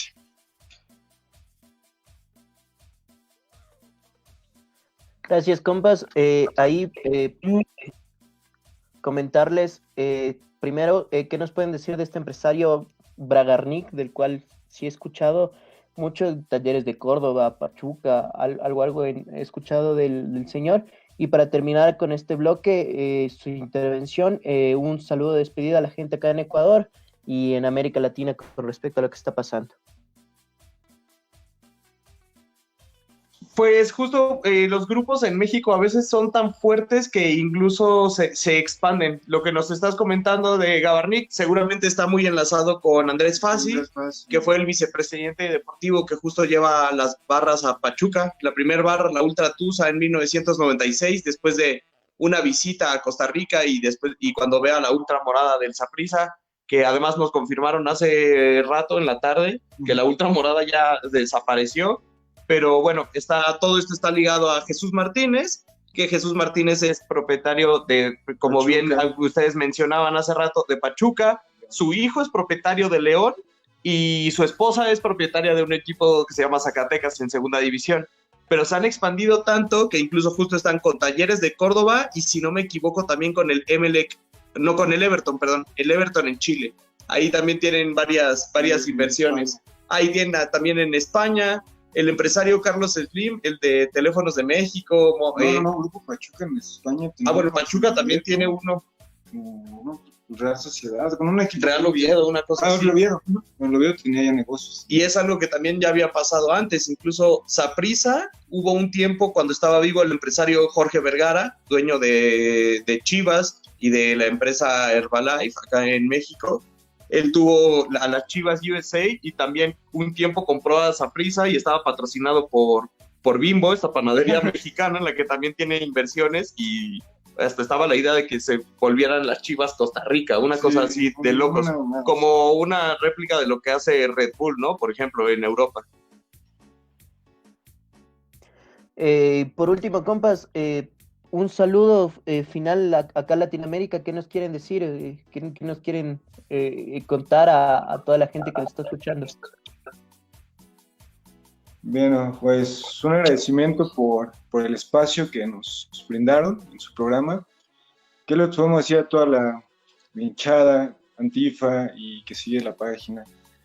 Realmente piensan y tienen un concepto del fútbol mexicano que no es nada a lo que realmente pasa. Toda la corrupción y todos los movimientos y toda la porquería que hay dentro del fútbol mexicano es inmensa. En Netflix está Club de Cuervos. A pesar de que es una comedia, parodia, tiene algo de mucho, algo muy real. Sí. Y se preguntarán, pues justo, ¿no? ¿Por qué los hinchas no defendemos el fútbol? Y básicamente es porque el fútbol es un reflejo también de nuestra sociedad, de las condiciones sociales, políticas, económicas, de seguridad y de expresión con las cuales contamos acá. Y vaya, estos empresarios que dirigen el fútbol también dirigen nuestra telefonía, también dirigen, están cerca del patronato de la universidad, de la UNAM, de la universidad, una de las más grandes de América Latina, y que ahí juegan los Pumas. Son los que quitan y ponen a los gobiernos. Por ejemplo, Televisa, que está ligada a la América, está confirmado por incluso medios internacionales que durante mucho tiempo estuvo apoyando al PRI, el Partido Revolucionario Institucional, que duró en una falsa democracia 80 años en México y que creó también muchísima escasez. Ese fue nuestra real dictadura en México. En México dicen que no tuvimos dictadura, pero sí, claro, tuvimos una dictadura disfrazada de democracia con el PRI. Entonces, estos empresarios, vuelvo a lo mismo, son los que quitan, ponen, ajustan gobiernos, ajustan el fútbol, ajustan nuestra vida, ajustan a la sociedad. Sí, el fútbol creo que es en lo que menos nos dañan, que es lo peor. Creo que si tuviera que hacerse una defensa, tal vez sí estaría buenísimo que fuera como en Chile, ¿no? Que lo encabezaran las barras, pero lo que acá se necesita cambiar es el paradigma totalmente, giro de 180 grados. Nuestro fútbol ya está podrido y creo que... Y lo peor es que nos enseñaron a convivir con él y a saber que no podemos hacer nada para evitar que ellos hagan todos sus movimientos debajo de la mesa. En Sudamérica yo creo que nunca les va a pasar esto. Ojalá no. Si llega a sucederles, creo que ustedes tienen el sentimiento y la pasión de hinchas que acá lamentablemente nos faltó, porque las barras entraron hace 22 años y poco fue lo que realmente pudimos agarrar de ese sentimiento de defensa y honor al equipo. Gracias, compas. Un abrazo. Hasta la próxima. Un abrazo grande. Gracias. Saludos. Gracias, compas. Bueno, antes de pasar a nuestro siguiente bloque, no sé si Rosalía puede leer saludos, si han llegado. Hay un saludo, bueno, Javier Andrés Ayala, que nos sigue todos los programas, dice: Chile los extraña en la Copa América. Esteban Lozano dice: Pato Rodríguez, fuera FMI. Bien ahí, Pato. Y bueno, y gracias a todos los que se mantienen en sintonía con nosotros. No hay más saludos por el momento. ¡Viva México! El Chucky Lozano y Kiko. Esos son todos los saludos. Un saludo para toda la gente de Ibarra. Eso. Bacán, gracias. Bueno, lo que nos corresponde en este momento es hablar un poco del tema del fútbol femenino en el país, ¿no? ¿Qué es lo que está pasando ahora? ¿Qué va a pasar con la liga? ¿Qué está pasando con los equipos? Para eso le cedo la palabra al compa Román. Tenía ahí noticias al respecto. Sí, justamente hoy surgió la noticia de que Cuenca liderando, recordemos que el Deportivo Cuenca femenino fue el último campeón nacional, y han estado durante todo este tiempo de la pandemia, si no estoy mal, a finales de abril y inicios de mayo, juntándose varios equipos femeninos, jugadoras, seleccionadas, entrenadoras, bajo la iniciativa Unidas por el Fútbol. Y ellos hicieron, mejor dicho, un webinar en el cual relataron un poco sobre la historia del fútbol femenino en el Ecuador, los intentos que hubo, y la noticia que surgió el día de hoy fue que están juntándose con el Ñañas, con Fuerte, realmente se me escapan los nombres de todos los equipos, Barcelona femenino incluso, ahora bajo la iniciativa Niños por el Fútbol, reactivar también la Superliga Femenina, dado que, como hemos hablado en algunos programas, la Liga Pro y la Federación Ecuatoriana de Fútbol solo mantienen el interés por retornar al fútbol masculino como tal, pero el fútbol femenino, las categorías inferiores quedaron por fuera. Entonces, es iniciativa que están realizando para el retorno a la Superliga Femenina. No sé qué tiene la mesa sobre este tema y los intentos para reactivar el fútbol femenino también. Pues es que algo súper importante aquí es ver que, primero, no todos los equipos femeninos tienen el apoyo de sus equipos masculinos. Algunos ni siquiera pertenecen, digamos, a una institución de fútbol masculino. Entonces, económicamente están en total desventaja. No generan los mismos ingresos que genera tampoco el fútbol masculino, y eso es lo que hoy yo escuchaba en una entrevista que le hacían a la preparadora física del Emelec femenino, y decía que va a haber el retorno a la liga femenina, pero va a ser un campeonato posiblemente corto, y a diferencia del fútbol masculino, que quizás sí vayan a poder desplazarse o no, que aún no sabemos, pero ellas van a tener que hacerlo por esto mismo de la pandemia, sin desplazarse a otros territorios muy grandes, y también por la situación económica. Entonces decía aquí en esta entrevista la preparadora física que lamentablemente siempre están en desventaja, no hay el mismo interés de hacer inversión en que vuelva la liga femenina, y si es que ellos no se organizaban en Unidas por el Fútbol, quizás ni siquiera hubieran estado pensando en cuándo van a retornar. Pero era del Emelec. Esteban dijo que sí se habían mantenido todo este tiempo en entrenamiento, en preparación física, igual que los equipos masculinos, pero que esperan retornar pronto, y que sí se ha hablado con algunos equipos, pero que no todos están incluidos dentro de Unidas por el Fútbol. Entonces eso también cuestionarnos un poco. Y eso, no sé si alguien más tiene algún comentario alrededor de este tema. Sí, Rosalía, verás, a diferencia del fútbol masculino, yo creo que la técnica Alex Lima, me parece que es la de la selección, ha hecho un trabajo bien fuerte con el fútbol femenino, ¿no? Yo creo que hay que rescatar bastante lo que sí ha hecho, trabajando, no como Cruyff. y lo verás que es así, porque de hecho su equipo de trabajo ya presentó el protocolo y la forma de cómo se encarar el fútbol femenino. De hecho, hay, me parece que son 4 o 5 grupos. Tengo aquí, yo tengo los grupos de aquí. Está el Cuenca, está el Olmedo, está el Club Ñaña, etcétera. Y cada grupo está entre 4 a 5 equipos del fútbol femenino, ¿no? Y están ya los protocolos de biodiversidad, están ya hay la propuesta que solamente, de hecho ya hay protocolos de biodiversidad, hay fechas de inicio de entrenamiento, ya tienen el 15 de julio, hay el formato en donde están de 4 grupos, de uno de 5 y 3 de 4, y entonces, ¿para cuándo estaría terminando? Ellos plantean para el finales del mes de agosto. Entonces está planteada, ahora solo falta que la federación tome cartas en el asunto en torno al fútbol femenino. O sea, si uno no se pone a ver, y esto es, ojo, preparado por la entrenadora de la selección, que ha venido trabajando bien fuerte, ¿no? Sino que los medios de comunicación no han generado una o no están detrás de lo que está sucediendo en el fútbol femenino. Yo creo que es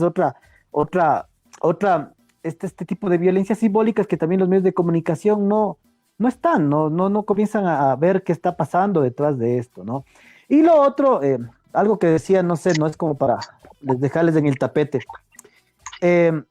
Tendría que separarse el fútbol femenino de los equipos, independizarse para que puedan surgir, porque si estamos detrás de lo que ponían el ejemplo los compañeros, ¿no? En el caso del Morelias, o sea, en el fútbol, el Morelias, las mujeres nunca se enteraron que, por ejemplo, ya el equipo dejaba de existir.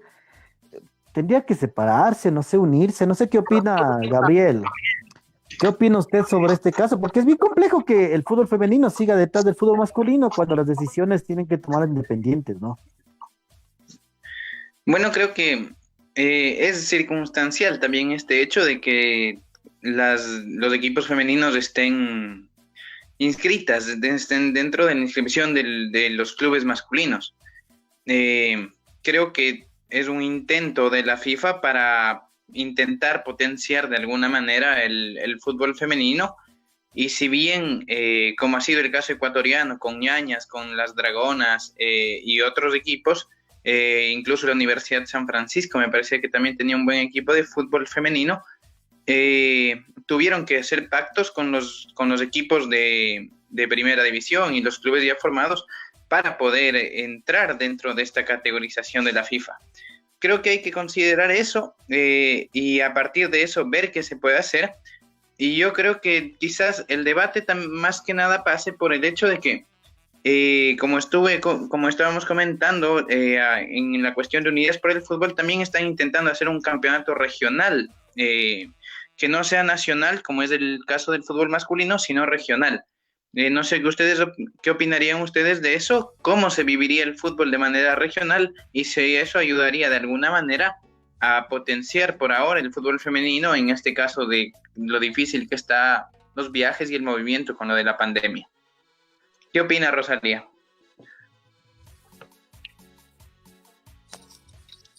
Le cogen curva a la pobre Rosalía. Perdón, pero yo les escucho muy entrecortado. O bueno, alguien que... Sí, o sea, bueno, claro está que la Liga Pro muy seguramente retorne bajo la figura de torneos regionales, precisamente por la dificultad en traslados por el tema de la pandemia entre provincias, por los viajes que hay que evitar. Pero creo que sería lo más saludable, porque recordar, o sea, si bien la Liga Pro va a retornar con bombos y platillos, porque supuestamente los futbolistas y jugadores ecuatorianos no tienen ni para comer, o sea, la realidad del fútbol femenino es igual, o sea, y es aún peor, porque por lo menos en la Liga Pro se manejan el tema de publicidad y de todo el tema de mercadeo y lo que sea, pero va más allá. Entonces creo que sí sería también apostarle, ya que estamos en estas, cumpliendo todos los protocolos también, o sea, y generar el apoyo de la federación. Finalmente el fútbol femenino le pertenece a la federación, y sin clubes femeninos los equipos no van a tener licencias Conmebol siquiera para participar, y eso es lo que les datan también. Entonces creo que sí sería o sea, podría reactivarse de esa manera, ¿no? Joven Marcelo. Estaba pensando justo que al final eso de obligar a los equipos de fútbol de tener equipos femeninos, al final es una cortina de humo, digamos, ¿no? Porque, por ejemplo, en Italia, bueno, ya vieron, hubo hoy la final de Copa Italia, ya va a empezar el campeonato, en Europa en general va a empezar también la Champions, pero por lo que tiene que ver con el fútbol femenino, de una decidieron, antes de decir todas las cosas sobre el inicio del campeonato de la Serie A italiana, decidieron que el fútbol femenino se paraba ahí y que ya no seguía adelante. Querían hacer un playoff, por ejemplo, con 6 equipos, los primeros 6 que estaban en la clasifica, pero fue súper chévere que los demás equipos, sobre todo los que estaban en la parte superior, se opusieron a esa decisión y dijeron que jugaban todas, o sea, todos los equipos, si no, no jugaba nadie. Y al final quedó ahí. O sea, en teoría, el equipo que estaba primero queda campeón, el segundo vicecampeón, y así también según las posiciones, va a ir a los torneos internacionales. Pero bueno, eso ni siquiera discutieron de cómo poder jugar y todo eso.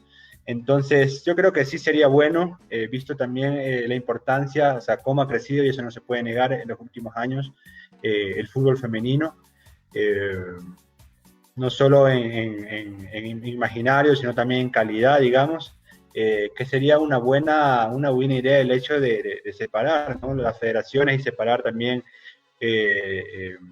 eso, porque eso les permitiría tener más autonomía y poder manejarse directamente según las necesidades específicas del fútbol femenino, ¿no? Que no tienen que estar conectados directamente por fuerza de cosas, digamos, a las federaciones que tienen una visión de hombres, ¿no? Entonces yo sí lo vería como una solución, y sobre todo en este momento que el fútbol femenino se está haciendo conocer y que ya todo el mundo habla de eso.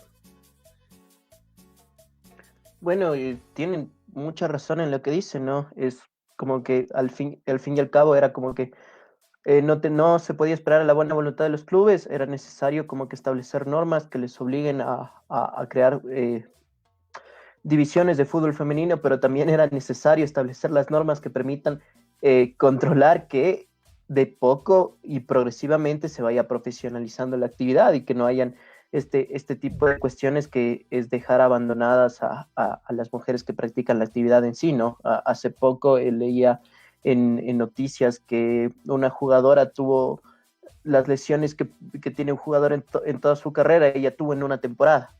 o por la sobrecarga de partidos, porque tienen que realizar otras actividades porque no viven del fútbol, y cómo el club, en este caso era jugadora de Liga Deportiva Universitaria, que en el caso del fútbol femenino, para la época aún pertenecía a la Universidad Central. Entonces, al ser una institución de educación que no tiene los ingresos que se hablan, que tiene un equipo de fútbol, le resultaba difícil financiar lo que sería un tratamiento para recuperarse de una lesión, ¿no? Entonces, esta chica se tuvo que tomar un respiro dentro de la actividad y ya no podía realizarla, por lo menos en la que queda esta temporada. Y es como que este es el panorama en general de todas las futbolistas. Si se juega en fútbol femenino, se va a sobrecargar de partidos. Si no existen ingresos por parte de los jugadores que les brinden los clubes y se encuentran en una situación de precariedad muy grave, que es algo muy fuerte que se debe debatir, que por qué se gana tanto en el fútbol masculino, en el fútbol femenino, que es un deporte en desarrollo, que se apuesta al crecimiento, no existe la inversión necesaria. No sé si ahora sí, Rosalía, ¿no escucha bien? Un comentario de cierre al respecto. Sí, pues yo nada más que decir que estoy de acuerdo con el señor Espoli y lo que él decía. Los protocolos fueron necesarios y que se los haga desde la misma organización de las mujeres fue lo mejor. Y otra cosa que yo siempre tengo así full presente, cuestionarnos por qué en el fútbol masculino, claro, ¿no? Hay más cobertura de medios de comunicación, tienen sueldos exorbitantes, al menos en ya las ligas profesionales. Y el fútbol femenino también ha alcanzado bastantes logros. Aquí igual el fútbol del Ecuador y en el mundo. Y ¿por qué aún sigue habiendo esta brecha, ¿no?, entre el fútbol masculino y femenino? Tenemos un comentario de Javier Andrés Ayala, dice, sería saludable puedan invitar jugadoras de los clubes para que den su versión de la situación. Cuenten experiencias y anécdotas. Eso estaría muy chévere. Para el próximo programa nos comprometemos a buscarlo. Y también Jimmy Caiza, un saludo para Astro Boy. ¿Cuál de ustedes es Astro ¿Quién es Astro Boy? ¿Quién será? Un amigo ahí de Viéndole. las noches largas. Ya. Entendible. Solo para cerrar una cosa, algo que voy a recordar. La directora técnica de la selección femenina ha hecho más que Jordi Cruyff en los 4 o 5 meses que debe en el cargo y ganando casi $1 millón. Solo eso nomás. Ese paquete, ¿qué estará haciendo, no? Trabajando así el otro día. Bueno, Montalvo. Bueno, para cerrar, tengo ya los grupos, tengo los nombres de los equipos que van a participar. La propuesta, ¿no? Porque esta es solo una propuesta que surgió el día de hoy, o sea, luego de la charla que tuvo la directora técnica de la selección ecuatoriana, que bien dice, ¿no? Tú has trabajado más, ha hecho más por el fútbol ecuatoriano que el paquete de Cruyff. A ver, el grupo 1 está conformado, se llama Superliga Femenina, ¿no? Ojo también con eso, se llama Superliga Femenina y está conformado por el Club Ñañas, el San Miguel de Ibarra, el Club Nacional, el Técnico Universitario y el Macará. Ahí hay un clásico ahí. En el grupo 2 está el Guayaquil City, el Emelec, el Barcelona, otro clásico, y el 7 de febrero. En el otro grupo, en el tercero, estaría Independiente del Valle, Liga de Quito, Liga del Deportivo Universitaria de Quito femenino, Quito Fútbol Club femenino, Club Espe, no sé si ahí entre la Liga de Quito sea un clásico, y el otro grupo sería el Cuenca, el Club Carneras de la Salesiana, el Club Olmedo y el Macas, ¿no? Estaría por ahí los grupos, que es la propuesta que surgió el día de hoy, ¿no? Que hoy se organizó toda esa cuestión a falta de que la federación, la Liga Pro, perdón, dé el visto bueno para que se dé el fútbol femenino. Como ya les había dicho, empezaría en julio y terminaría en agosto. O sea, este julio, el próximo mes. Claro. Sí, próximo mes. Exactamente, ¿no? Para que se termine a finales de agosto, ¿no? Julio. Ajá, y para que se termine, en finales de agosto, que es la propuesta, ¿no? Que tienen, ¿no? Sería como un campeonato así rápido, relámpago, pero la idea es que las mujeres también tengan esa... La actividad. La actividad, ¿no? Que es importante. Bueno, esperemos que no haya sobrecarga de partidos, que no haya precarización, que haya una paga por realizar la actividad, que se trate bien a las jugadoras en el sentido de que se dé todas las comodidades y accesibilidad para realizar la actividad y que ningún equipo esté involucrado en los Bucaram. Bueno, para pasar al siguiente bloque es necesario hablar de lo que hemos visto en los últimos días en las calles, en redes sociales de forma internacional, ¿no? En este caso nos corresponde hablar de lo que ha hecho Marcus Rashford, jugador del Manchester United, quien se ha pronunciado en contra de los recortes al almuerzo escolar que se da a los niños y jóvenes en las en las escuelas públicas y colegios públicos de Inglaterra.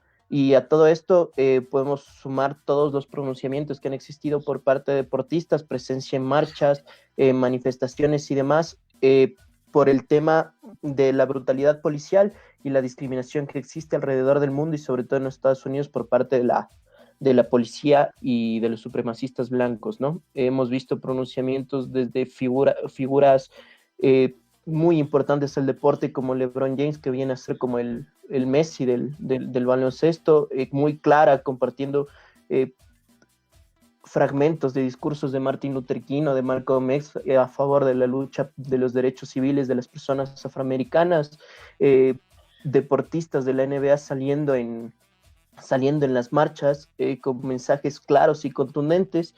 Ahora el mensaje de Marcus Rashford a favor de las personas que se ven afectadas por los recortes, mientras en nuestro país, cuando hubo un paro, nuestros deportistas se limitaron a pedir paz o no a decir nada. ¿Qué piensan al respecto, compañeros? ¿Puedo pedir la palabra? Sí. Sí, joven. Ya primero, antes quería mandar saludos que me están escribiendo por interno a los amigos de Guayaquil que nos siguen siempre, a Javier, a Pate Queso, al Once, a Daniel, y decirles que desde acá, desde Quito, Manolo les envía saludos, ¿no? Bueno, los cracks. Claro, ellos nos siguen todas las semanas y están pidiendo que los invitemos. Ya vamos a buscar un espacio para poderlos invitar a hacer un programa especial solo entre ellos y el Espoli. Bueno, creo que, bueno, lo que le pidieron a Johnson fue el hecho de que pudiera continuar con lo que es el desayuno escolar y con fondos para ayudar a los niños de bajos recursos, ¿no? Porque hoy ahorita ya, como entran en vacaciones, en teoría era hasta ahí. Entonces, lo que pidieron es que se largue de 3 meses más durante las vacaciones. Entonces, el jugador hizo una campaña por las redes sociales y obviamente funcionó, al punto de que Johnson aceptó el Premier Johnson de Reino Unido, que no es un político que normalmente, hace estas cosas. Recordemos su comentario ingrato al inicio de la pandemia.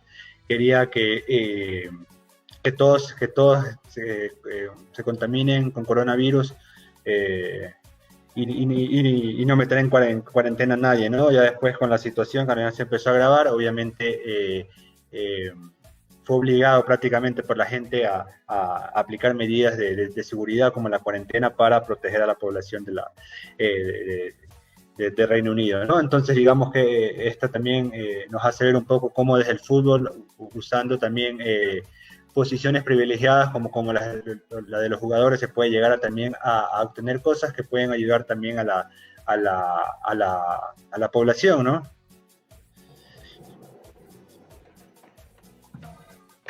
O sea, yo creo que aquí algo súper importante que deberíamos notar es, como decía el Pato, así, el que estas personas que son famosas, digamos, y que tienen cierta influencia en la sociedad, puedan utilizar estas plataformas, ya sea virtuales o de cualquier manera, para hacer frente a ciertos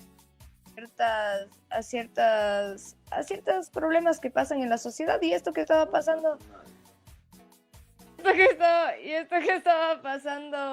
allá era muy grave, ya que hay más de 1.5 millones de niños que son beneficiados por estas alimentaciones en sus escuelas. Y frente a esto, él dice que él viene de una familia súper pobre y que sin este tipo de alimentación, este tipo de ayudas, no hubiera logrado ser quien es así.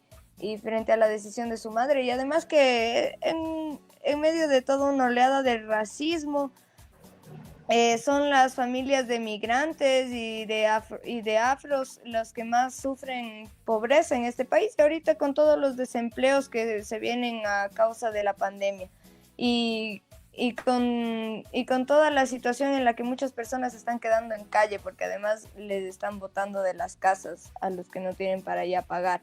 Entonces este era como que el único lugar en donde ellos podían acceder a un plato de comida quizás diario.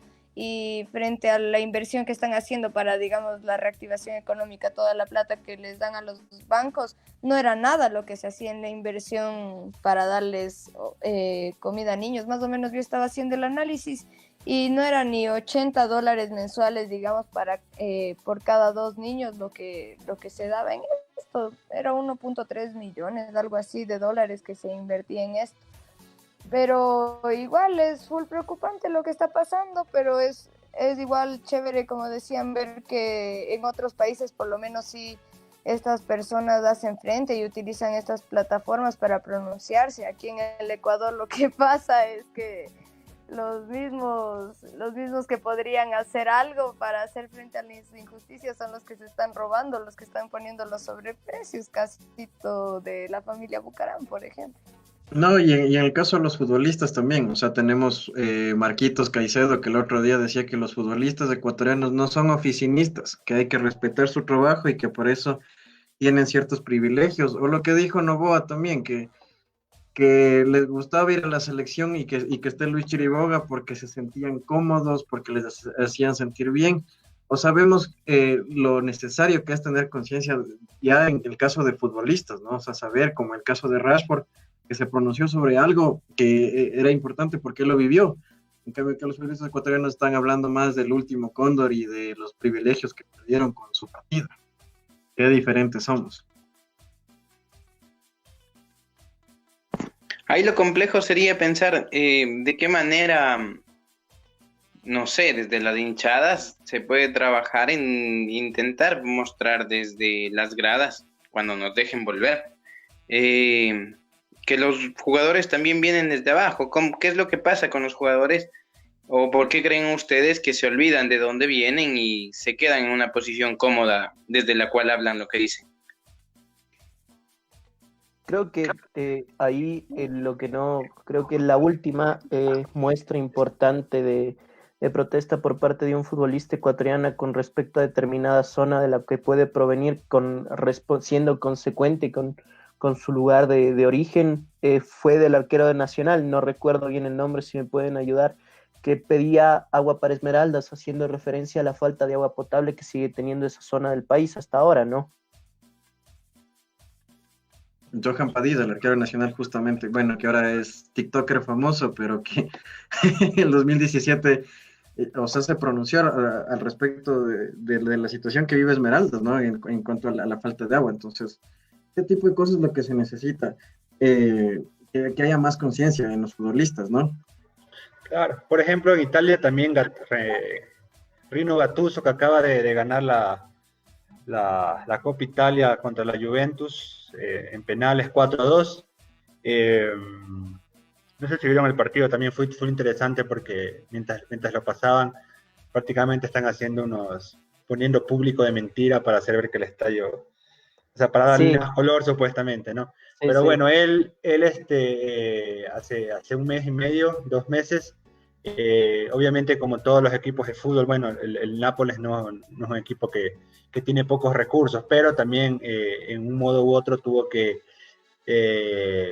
entre comillas, reducir su personal, ¿no? Entonces, tipo, despidieron a full gente que trabaja detrás del equipo, ¿no? Como son los bodegueros, como el personal administrativo, y él lo que hizo fue donar su sueldo, diciendo que, o sea, ya tiene suficientemente ingresos, o sea, en toda su carrera de futbolista y de técnico.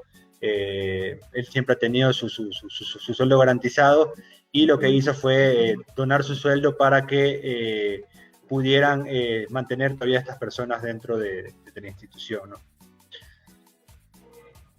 Sí, precisamente hablando un poco del fútbol internacional, el Nápoles ahora le ganó la final a la Juventus en un clásico que es importante allá, ¿no? Es el sur contra el norte, el sur como que identificado más con lo popular y el norte con la gente poderosa, ¿no? Es muy importante para el Nápoles haber ganado ese partido y en esa ciudad se acabó la cuarentena hoy día, ¿no? No sé si pudieron ver fotos de los festejos y de la algarabía que había por haber ganado la Copa, que se acabó el distanciamiento social y todo lo que tenga que ver con eso. En Nápoles están festejando como que no va a haber un mañana ahorita. Y como Tenemos un comentario aquí, perdón que te corte, de Edmundo Carbo, y creo que le voy a leer porque está larguito y importante. Y dice, en eso estamos todos. Es un buen postulado ético solidario para vivir. Para nuestros futbolistas que ganan full plata, ¿qué tiene que ver que ganen full plata con los problemas del país? Pues olvidando de dónde vienen o peor, queriendo marcar distancia. Marcus da cátedra de coherencia. Valga la oportunidad para bajarse las doctrinas pro empresa que dicen que quitarle la ayuda a los vagos pobres es hacer eficiente al Estado. Tan eficiente que un ciudadano debió procurar alimento y cubrir lo que el Estado no quiere hacer. Vergonzoso y bien por Rashford. Sí, pues casi 22 millones creo que recaudó, pero también habría que plantearse cuánto él está ganando y cuánto de eso quizás están poniendo en su ayuda, porque alrededor del mundo hay mucha gente que tiene dinero para mantener a sus próximas 10 generaciones y ni un poco de eso va a los que más lo necesitan. Sí, yo creo que bueno, acá en el Ecuador hasta hace algún tiempo, como que en la primera generación exitosa de la selección, se pudo ver de alguna manera que los jugadores como Ulises de la Cruz, del Team Delgado, intentaban hacer o hicieron sus fundaciones de ayuda para la región del Valle del Chota, intentaron, e incluso creo que lograron abastecer de agua potable algunas zonas, de servicios de salud, y demás, pero ¿creen ustedes, a la mesa le pregunto, si la politización, o sea, la construcción de una figura política a partir de estos jugadores exitosos, la burocratización como tal de estos jugadores, fue la que ayudó a que hoy en día la mayoría de los jugadores ecuatorianos no tengan una memoria del lugar de donde vienen y la complicación que implica la pobreza en el Ecuador? Quizá ahí también, a más de eso, deberíamos preguntarnos cuán politizada está nuestra sociedad, cuánto, o sea, entiende o quiere buscar alguna respuesta a los problemas que ha tenido, entendiendo como respuesta a quiénes son los causantes, quiénes están detrás de lo que va pasando. Quizá más que el éxito que hayan tenido otros en el pasado responda a la sociedad despolitizada y desarticulada que tenemos ahora. No.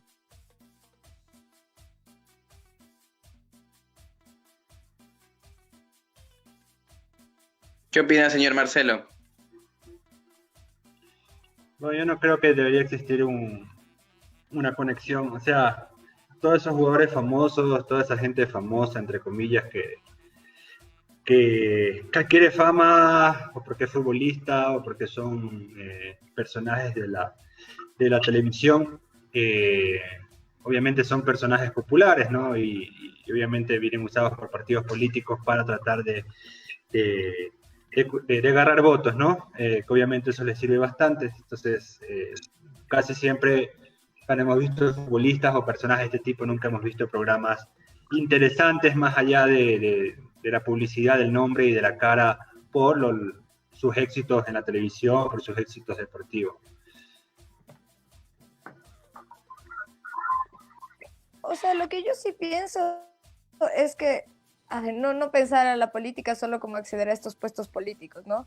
Sino esto que hizo Marcus Rashford es un acto político y desde como figura es un acto político y muy valedero y de felicitar. más acceder a estos puestos políticos, como tú decías, a mí me parece un...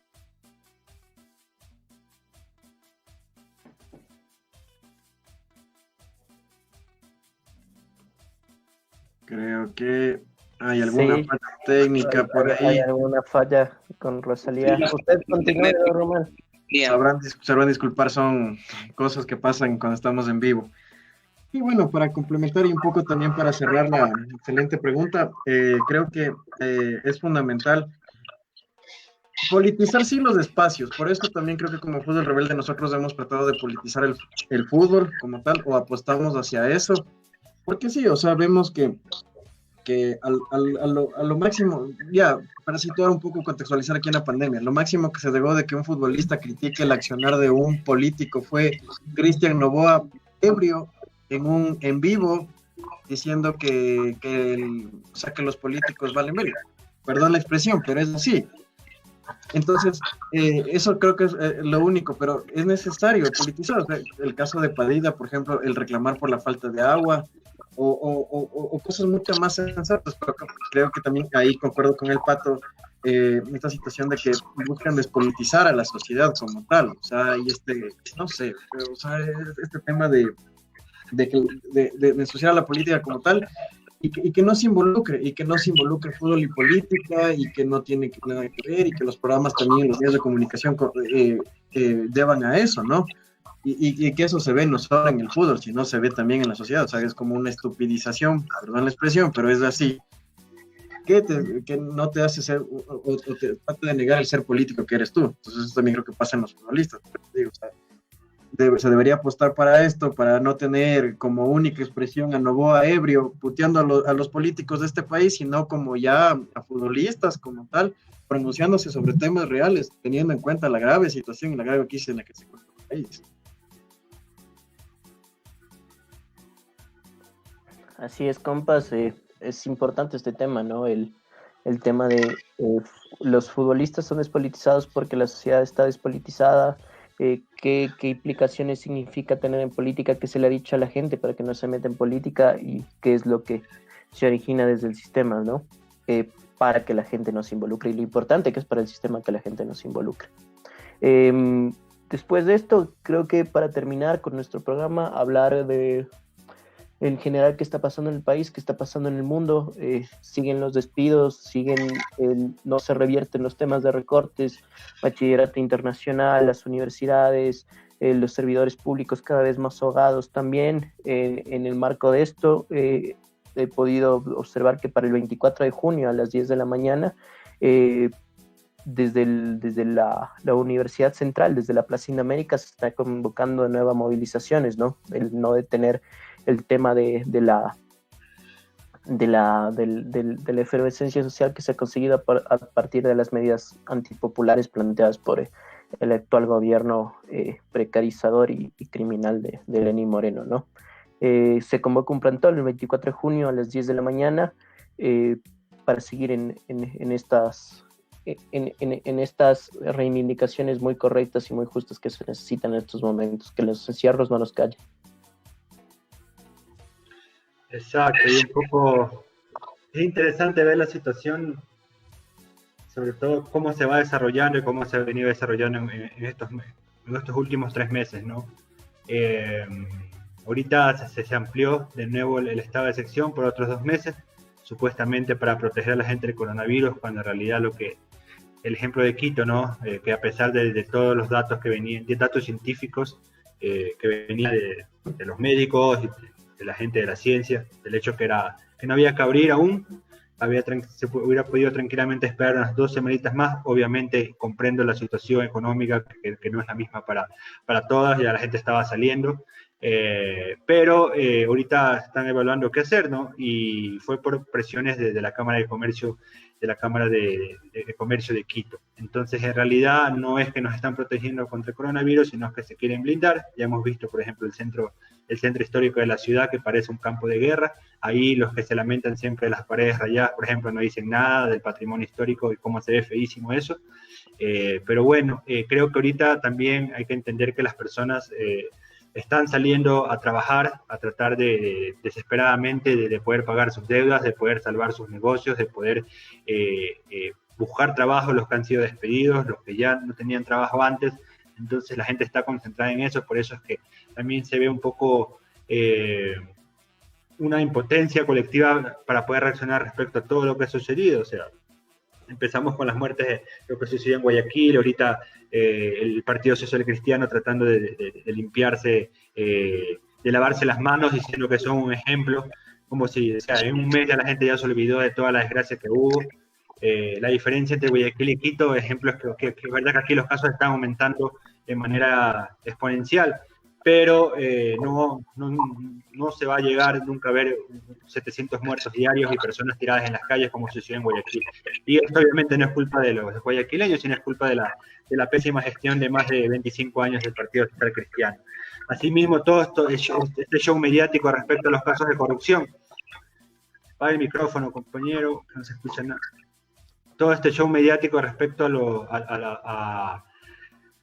casos de corrupción, ¿no? O sea, es una continua circulación de noticias, una sobre la otra. Hoy día detienen a uno, mañana acusan a otro, allanamiento, encontraron cajas, los meten presos 7 horas, después los sacan, y al final de cuentas no está pasando nada. O sea, yo, por ejemplo, los Bucarán, o sea, yo personalmente lo veo como una exposición necesaria para proteger algo más grande, ¿no? Y bueno, para terminar así, saber, conectando un poco al discurso que se hacía sobre, o sea, creo que la política necesita de gente que realmente sepa hacer política, y sobre todo la política se tiene que construir en los territorios, con la gente, a través del conocimiento real de las necesidades de las personas, y no ver la política como un trampolín para ganar dinero, como el señor Daniel Salcedo, que hace pocos años no era nadie, no tiene ni siquiera un título y se hizo famoso por el manejo de todo, de las compras de insumos en los hospitales, ¿no? Entonces, la juventud de ahora, que supuestamente debería cambiar este país, ve la política como una solución rápida e inmediata a sus problemas económicos personales, individuales, al máximo familiares, ¿no? Entonces, una invitación a toda la gente que nos sigue, de ver la política de un modo distinto, ¿no? De trabajar en sus barrios, de trabajar en los lugares de trabajo, en las universidades, en los colegios y en todos los lugares donde realmente se puede crear una conciencia distinta. Porque ya, ¿qué estamos esperando? Que el próximo año vuelvan las elecciones, regrese Correa, o sea, el partido de Correa, Revolución Ciudadana, que ponga otro candidato y lleguen de nuevo ellos y se regresa de nuevo a la misma situación que estábamos hace 3 años, o que llegue otro a robar con palabras bonitas. O sea, ya creo que al menos cuántas elecciones hemos ido a votar, hemos visto algún cambiamiento, no. Entonces creo que la solución está realmente en darle vuelta a ese sistema y pensar en un modo distinto de autogobernarse y un modo distinto de entender la política. Gracias, compa. Antes de seguir con esta ronda, permítame mandar un saludo a Francis Aguais, un compañero de la U que nos está escuchando. Gracias por el aguante, gracias por la sintonía. Bueno, Rosalía se desconectó, creo que hay fallas técnicas un poco. Solo leer un par de saludos que se nos queda, de Freddy Orquera, un compa de La Pelota No Se Mancha, que también nos está siguiendo, un gran saludo. A Vero Velandia, una compa de la CNSG también, gracias por el aguante, qué bacán que te haya gustado el programa, y no te olvides darnos like y compartir. Y leer el comentario final de Rosalía, que tuvo problemas técnicos, pero que dice: ya nada, ahí me morí. En fin, desde el fútbol y las barras populares se puede hacer política, y obviamente desde ahí incidir en los espacios sociales y en las diferentes problemáticas. De ahí acceder a los puestos políticos agarrados de la fama es de mañosos. Organización. Fútbol, muy acertado el comentario de Marcelo, gran programa, muchachos. Asimismo, el Dog Espoli, que también tuvo fallas técnicas y que tuvo que desconectarse, me pidió hablar del Espoli, que ya regresa. Pues sí, hay intentos por retornar al fútbol de segunda categoría. Se está discutiendo porque los equipos quieren, sin embargo, claro, necesitan el apoyo de la federación para el tema de las pruebas PCR, que son muy necesarias, y sabemos cuáles son los costos que se manejan en esto. En otros programas habíamos hablado de que inclusive en equipos de la Serie A, por el tema de costos, y dada la crisis económica que se está viviendo, muchos no podrían acceder. Sin embargo, están en la segunda categoría gestionando esto. Eso motiva tanto al Espoli como al Deportivo Quito. Tenemos al Control Master, tenemos al Pato y a la gente Quito Antifa que siempre nos sigue también. Entonces es un aliciente para eso. Eso nomás como saludos.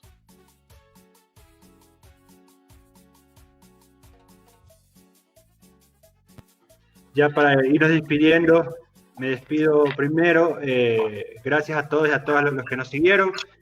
Un programa más de Fútbol Rebelde. La próxima semana vamos a ver qué invitados vamos a tener. Certero comentario que nos pidió ya un programa anterior de la temporada anterior.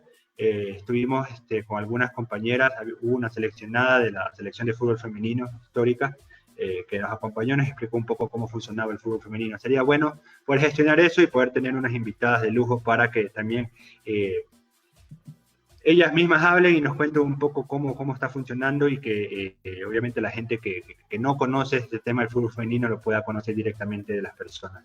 El Espoli me escribió por interno y lo fue a ver al Pancho, que como les dije estaba botado en Amaguaña. Ojalá pueda regresar bien los dos. José Montalvo también, un saludito. No sé cómo funciona, pero es la única persona que teletrabaja hasta las 11 de la noche.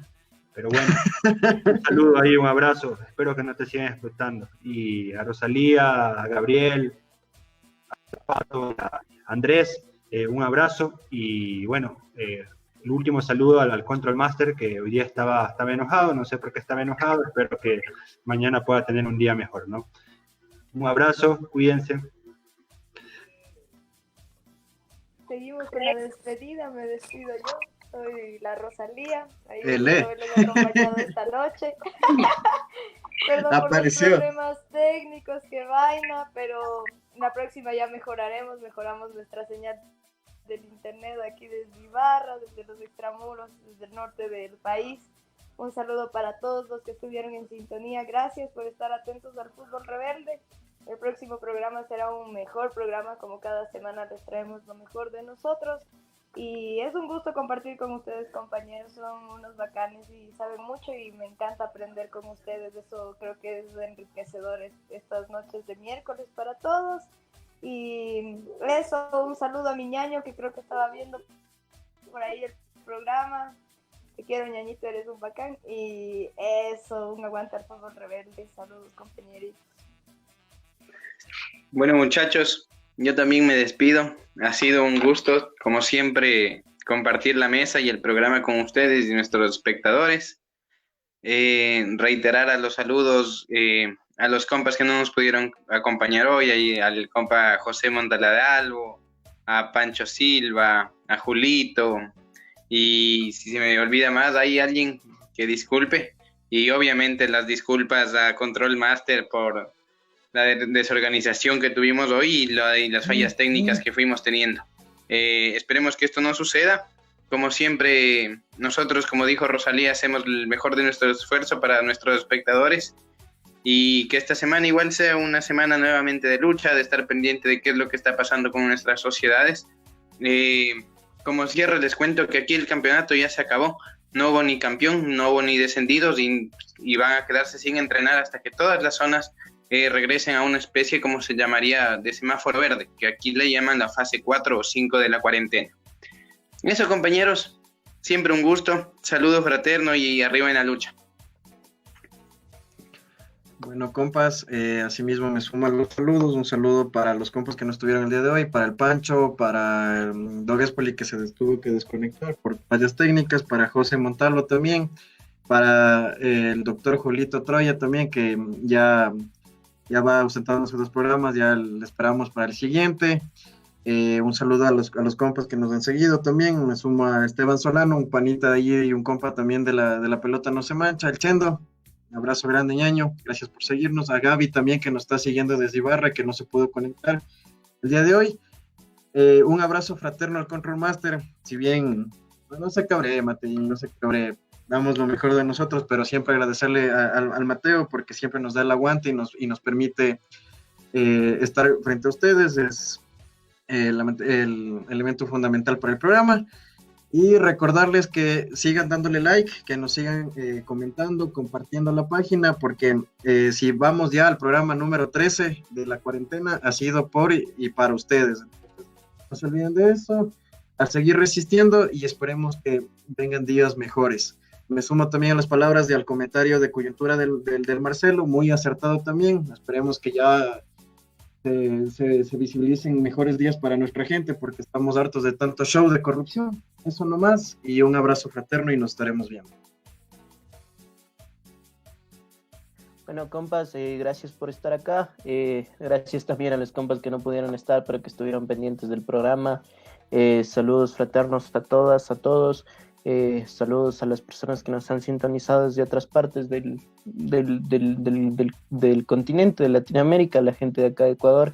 Hay que seguir en la lucha, hay que seguir en pie. No podemos dejar que este gobierno nos termine de aniquilar. Y nada, gracias por todo por sus comentarios, por el espacio, y nada, hay que seguir en pie de lucha.